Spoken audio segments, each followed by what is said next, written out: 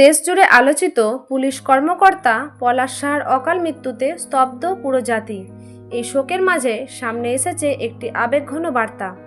সদ্যজাত শিশুটিকে নিয়ে যখন তার স্ত্রী সুস্মিতা সাহা দিশেহারা, তখন পাশে দাঁড়ানোর ঘোষণা দিলেন দেশের জনপ্রিয় অভিনেতা ডিপজল।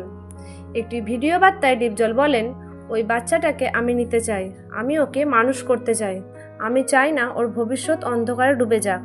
তিনি আরও বলেন, যদিও পলাশের পরিবার সম্মতি দেয়, আমি বাচ্চাটা সব দায়িত্ব নিতে রাজি, ও আমার নিজের সন্তানের মতো থাকবে। ডিপজলের এই মন্তব্য অনেকেই আবেগ আপ্লুত।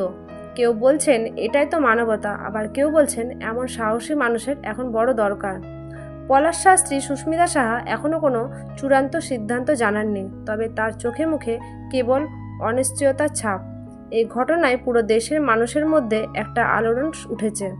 বিচার, দায়িত্ব এবং মানবতা সব প্রশ্ন এখন সামনে।